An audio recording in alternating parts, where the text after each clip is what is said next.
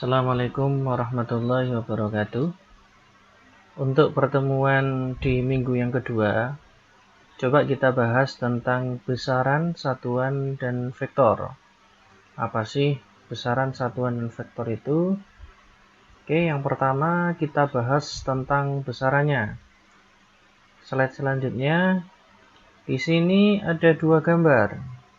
Ada gambar kuda yang sedang berlari, kemudian ada mobil balap yang sedang melaju. Nah, di bawahnya ada data 50 km per jam. Kemudian ini juga 250 km per jam. Ilustrasi ini, mana sih yang disebut dengan besaran, satuan? Besaran dan satuan, yang mana ya kira-kira? Oke, tentu saja kilometer per jam. Kilometer per jam ini adalah satuannya. Lah berarti besaran yang mana? Apakah 50 ini? Ya, atau 250 ini? Bukan, teman-teman. 50 dan 250 ini hanya nilai atau kuantiti saja. Sehingga yang mana sih yang besaran? Ya keseluruhannya. Ya nilai, kemudian ada satuannya. Jadi 50 km per jam itu adalah besaran yang disebut dengan kecepatan. Sehingga apa definisi dari besaran itu? Coba slide selanjutnya. Nih, segala sesuatu yang dapat diukur atau dihitung dinyatakan dengan angka dan mempunyai satuan yang telah ditetapkan. Jadi ada 3 indikator yang harus terpenuhi dalam situasi tersebut sehingga bisa dikatakan sebagai besaran. Itu yang pertama, dapat diukur atau dihitung. Yang kedua, ada angkanya atau kuantitinya. Kemudian ada satuannya. Oke, next. Nah, satuan yang sering kita jumpai dalam kehidupan sehari-hari itu banyak sekali. Nah, ini ada beberapa contoh satuan yang sudah saya tulis di slide. Oke. Ukuran dari suatu besaran sudah ditetapkan. Ini meter, kilometer, detik, menit, jam, gram, kilogram. Itu adalah yang pertama adalah satuan panjang, satuan dari waktu, satuan dari masa. Dari contoh yang saya tuliskan ini, baik satuan panjang, waktu, dan masa, itu ada satuan yang sejenis, tapi beda posisinya. Nah, misalkan di sini ada kilometer, ada meter, ada kilometer, ada detik, menit, jam, gram, dan kilogram. Maksud dari ini ada caranya atau cara mengkonversikan dari meter ke kilometer dan seterusnya. Oke, saya lanjut. Sistem satuan sendiri ada 2, yaitu sistem metrik dan non-metrik atau yang disebut dengan sistem British. Nah, sistem metrik sendiri yang biasanya kita jumpai ada 2, MKS dan CGS. Maksud dari MKS dan CGS ini adalah kependekan, ya bisa dipanjangkan, ini adalah meter, kilogram, sekon. CGS sendiri centimeter, gram, sekon. Sedangkan sistem non-metrik atau sistem British ini jarang kita jumpai di daerah kita. Dalam kasus-kasus tertentu saja yang sering kita jumpai, misalkan ketinggian pesawat pada saat ini adalah 3.000 kaki. Nah, satuan kaki itu adalah satuan di British atau yard. Sehingga sistem metrik biasanya dinamakan sebagai sistem internasional atau SI. Oke. Selanjutnya, macam-macam dari besaran pokok dan satuannya. Sering kita jumpai di tingkatan sebelumnya, di tingkatan SMA maupun SMK, ada 7 besaran pokok yang sudah paten di situ ya. Yang pertama adalah panjang, massa, waktu, arus listrik, suhu, intensitas cahaya, jumlah zat. Nah, saya bacakan agak cepat. Nanti teman-teman bisa belajar kembali, kemudian kita diskusikan di kolom diskusi. Nah, ini satuannya, kemudian ini singkatan dari satuannya, dan sampingnya ini adalah dimensi. Ada satuan yang tidak berdimensi, misalkan sudut datar. Nah, tidak ada dimensinya. Sudut ruang, tidak ada dimensinya. Oke, selanjutnya. Nah, dimensi sendiri itu apa sih? Fungsinya apa? Kemudian metodenya, gunanya untuk apa sih dimensi? Nah, ini dijelaskan di slide yang saya tampilkan ini. Oke. Fungsi dari dimensi sendiri untuk menurunkan satuan dari suatu besaran. Selanjutnya, untuk meneliti kebenaran suatu rumus atau persamaan. Nah, bisa digunakan untuk untuk metode penjabaran dimensi sendiri, bisa kita jabarkan dari kanan maupun dijabarkan dari kiri, boleh saja. Nah, untuk membuktikan kebenaran dari suatu rumus atau suatu satuan, begitu, bisa digunakan untuk mencocok-cocokkan rumus. Nah, ini adalah besaran turunan dan dimensinya. Besaran turunan sendiri berarti ya besaran yang diturunkan dari besaran pokok itu. Contoh. Nah, tentukan dimensi dan satuan dalam sistem internasional untuk besaran turunan. Nah, ini gaya berat jenis. Nah, gaya sendiri itu perkalian antara massa kali percepatan. Dimensinya M besar. Percepatan dimensinya L T pangkat min 2. Sehingga bisa kita kalikan hasilnya seperti ini. Berat jenis juga demikian. Nah, itu insya Allah bisa saya loncati. Oke. Selanjutnya, sifat besaran fisis itu ada 2. Tadi macam-macam dari besaran itu ada 2 juga, besaran pokok dan besaran turunan. Nah, sekarang sifat dari besaran fisis ada 2. Ada besaran yang sifatnya sifat fisisnya itu skalar, ada yang vektor. Maksudnya bagaimana? Nah, ini kalau besaran skalar cukup dinyatakan oleh besarnya saja atau angkanya saja. Nah, misalkan gini, waktu, suhu, volume, laju, energi, atau bisa saya katakan dari contoh ini tidak ada yang menunjukkan arah. Nah, waktu tidak ada arahnya, cukup nilainya saja. Gitu. Sedangkan besaran vektor itu dicirikan oleh ada besarnya atau nilai dan juga ada arahnya. Contohnya kecepatan, percepatan, gaya, dan seterusnya. Oke.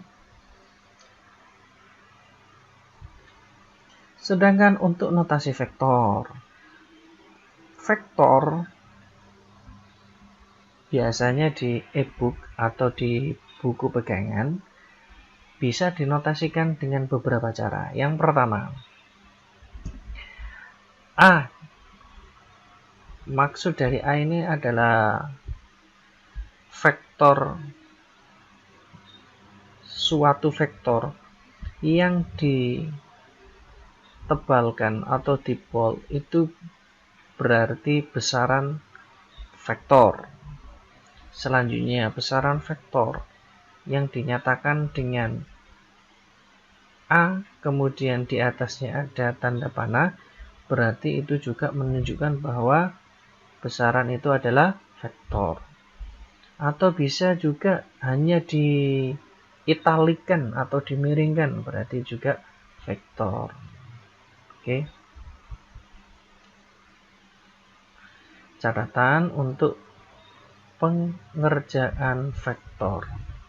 Yang pertama, jika ada vektor A dan vektor B yang arahnya sama,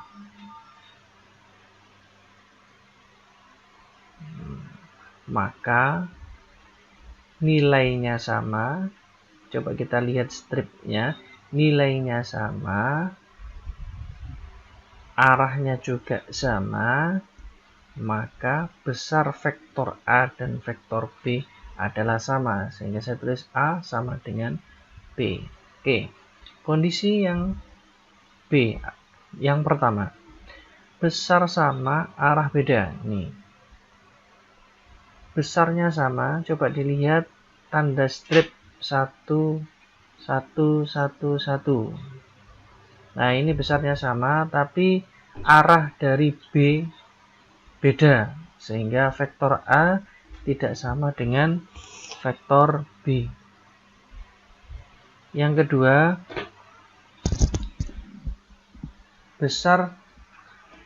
besarnya tidak sama, tapi arahnya beda. Ini stripnya ada 2, ini stripnya ada 3.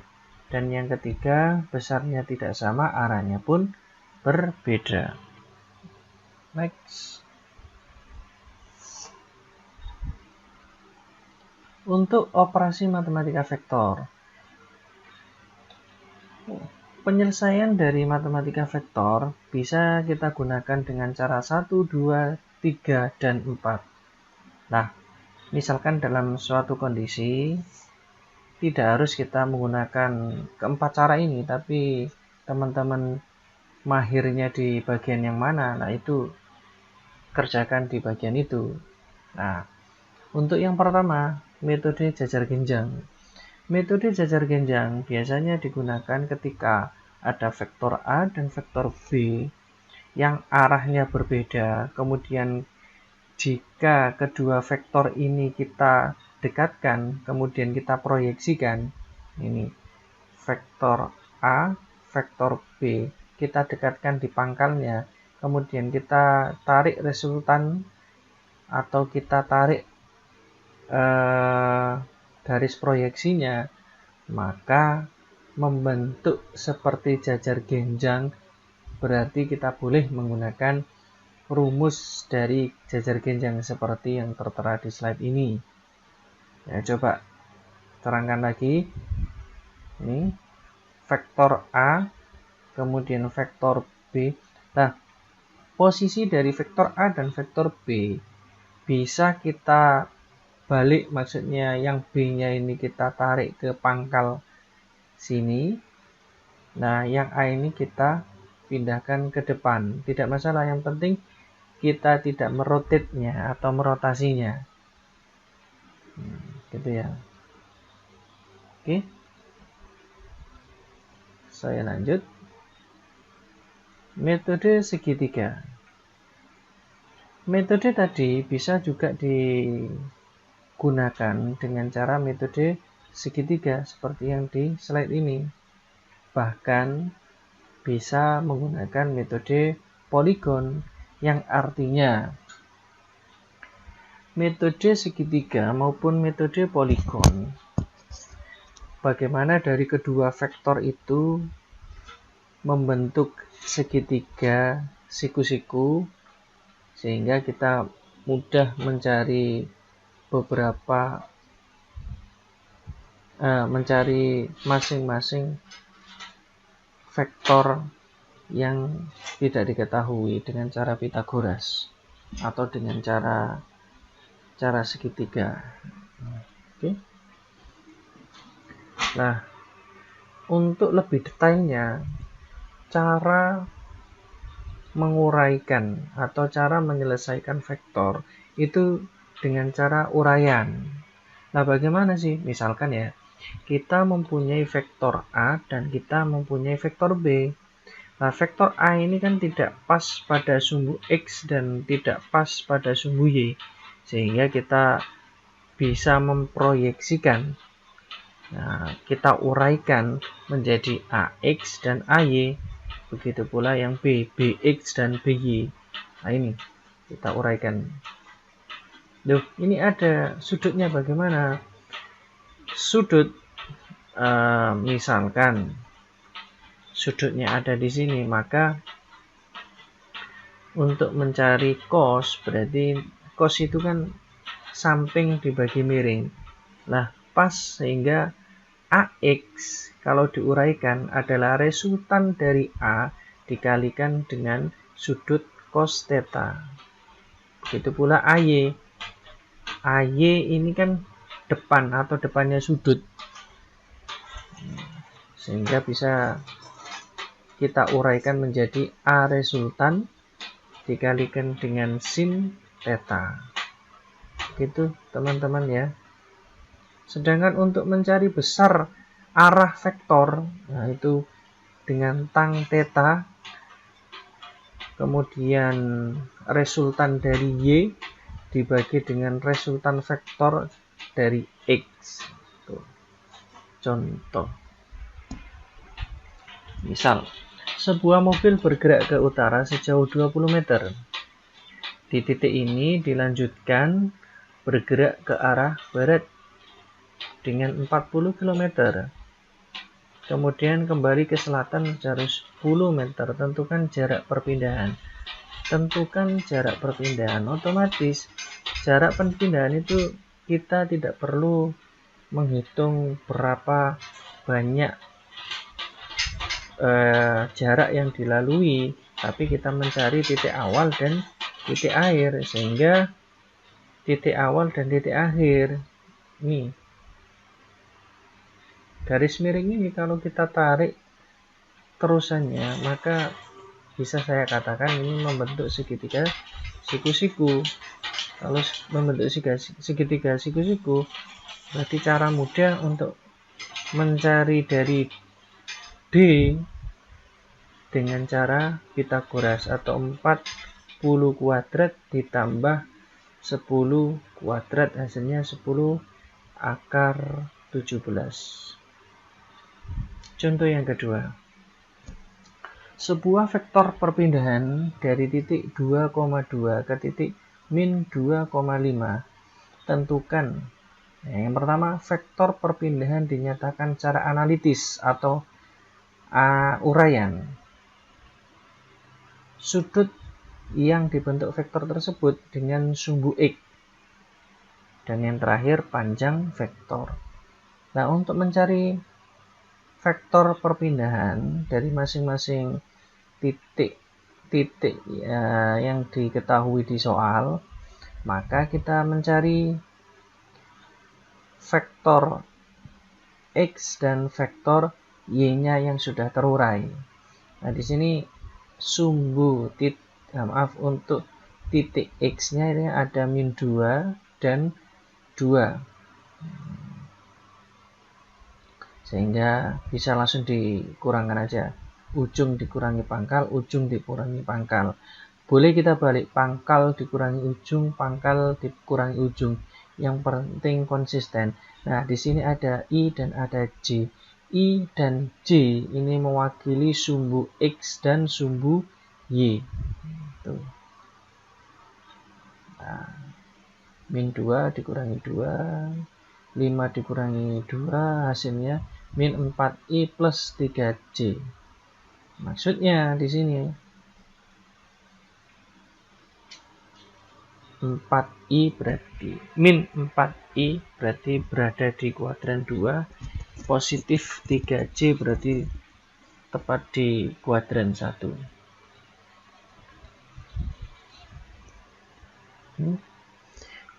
Untuk sudut yang dibentuk atau arah dari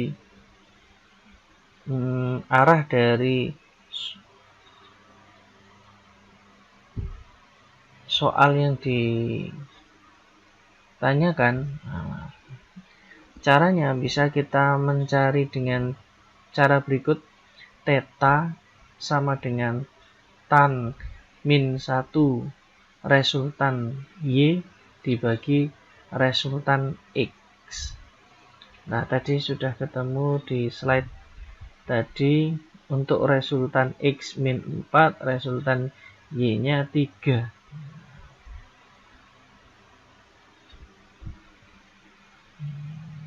Oke. Sehingga ketemu 37 derajat.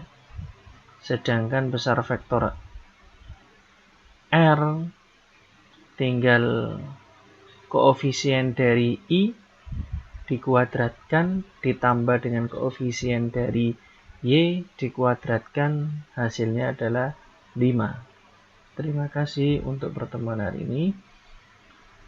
Untuk pertanyaan bisa kita sharing di kolom diskusi. Kemudian di diskusi ada permasalahan yang saya utarakan, silakan dikomentari, dijawab dengan cepat dan benar.